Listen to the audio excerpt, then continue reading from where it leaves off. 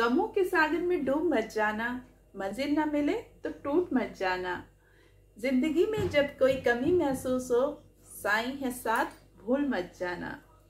नमस्कार, मैं हूं श्रुति और साईं की फुलवारी चैनल में आप सबका स्वागत करती हूं और उम्मीद है कि आप सब लोग खुश होंगे, स्वस्थ होंगे और अपने परिवार के साथ मजे से होंगे। और आज हम बात करेंगे एक नई कहानी की, जिसमें कि जैसे कि मैंने आपको पहले बताया कि यदि जिंदगी में कोई कमी महसूस हो तो साईं को हमेशा याद रखना। साईं हमेशा आपकी मदद के लिए जरूर दौड़े दौड़े आएंगे और आपका साथ निभाएंगे। तो आज हम बात करने वाले हैं एक व्यक्ति अविनाश जी की।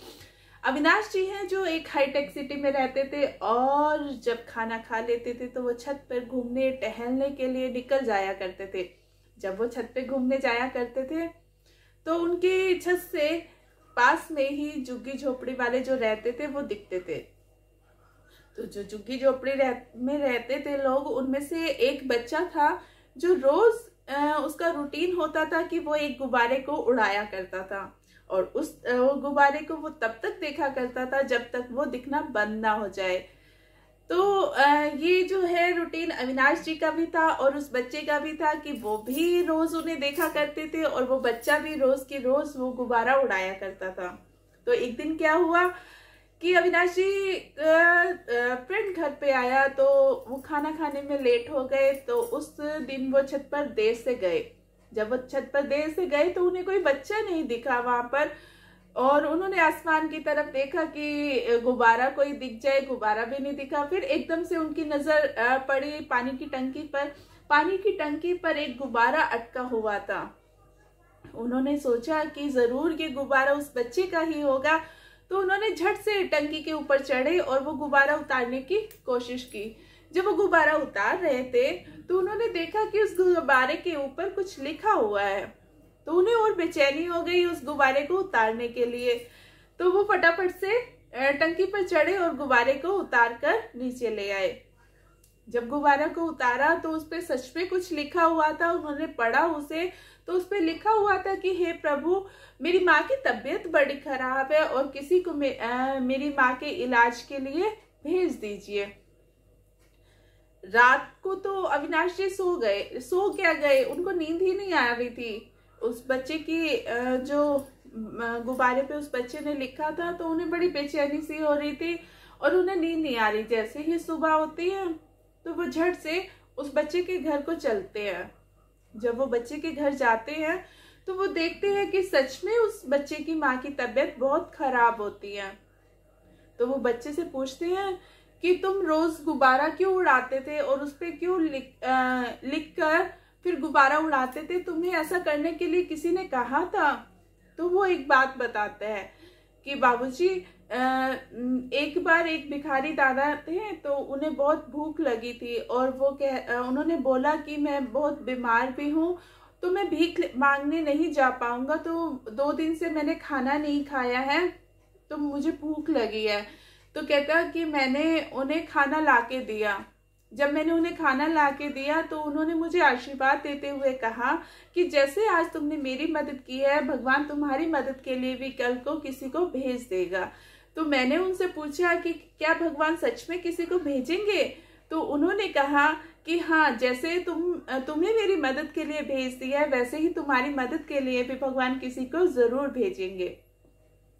इसके बाद क्या होता है कि फिर मैं सोचने लगा कि मैं भगवान तक अपनी बात को पहुंचा कैसे सकता हूँ। तो एक दिन मैंने गुब्बारे को उड़ते हुए देखा ऊपर आसमान में। तो मुझे यही लगा कि शायद मैं भगवान को इस तरीके से अपनी बात को पहुंचा सकता हूँ। तो इसलिए मैं गुब्बारे को उड़ाता था अपनी बात को लिखकर। तो फिर उन्होंने अविनाश जी ने पूछा कि फिर तुम रात में ही क्यों उड़ाते थे, दिन में क्यों नहीं उड़ाते थे? तो बच्चे ने जवाब दिया कि बाबूजी, मैं एक होटल पर काम करता हूँ और होटल पे से मैं रात को ही वापस आता हूँ, रात को ही मुझे पैसे मिलते हैं। तो रात को जब मुझे पैसे मिलते हैं तो मैं गुब्बारा खरीद कर और फिर इसलिए मैं रात को उड़ाता हूँ।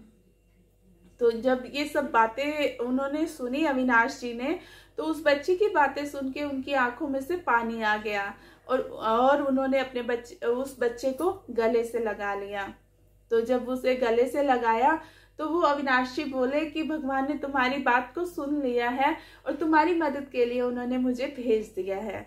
तो ये बात कहते हुए उन्होंने सिर्फ ना केवल ही उनकी माँ का इलाज कराया बल्कि उस बच्चे को भी जो स्कूल में दाखिला दिलवा दिया।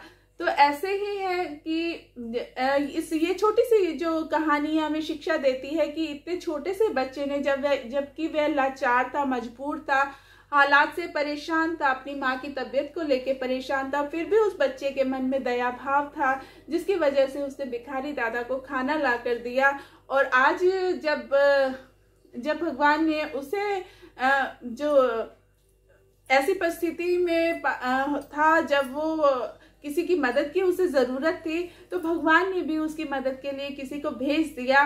और ऐसा ही होता है कि जब हम अपने बाबा भी तो हमें यही सिखाते हैं कि दया रखो, करुणा रखो। तो जब हम बाबा की शिक्षाओं पे चलते हुए ऐसा करते हैं, दया भाव रखते हैं, करुणा भाव रखते हैं, प्रेम और दया से अपने दिल को भर कर रखते हैं, तो बाबा जो है हमारी मदद के लिए ज़रूर पहुंचते हैं या फिर उनके किसी फरिश्ते को इस रूप में ज़रूर भेजते हैं। इस बात को हमेशा ध्यान रखिएगा और ऐसा ज़रूर होता है। तो यही कहूँगी कि हम क्यों ना ऐसे कर्म करते जाए कि जिससे बाबा जो हैं हमारे भी ज़रूरत में किसी को फरिश्ता बनाकर ज़रूर भेजें और हम भी उनके वचनों पर चलते चले जाएं और मदद करते जाएं। जिसको मदद की ज़रूरत है उसकी निष्काम भाव से ज़रूर मदद करिएगा। और इसके साथ ही साई की फुलवाड़ी चैनल को बहुत सारा प्यार दीजिए, इसको आगे बढ़ाइए, लाइक कीजिए, सब्सक्राइब कीजिए, शेयर कीजिए। इसके साथ ही ओम साई राम, जय साई राम।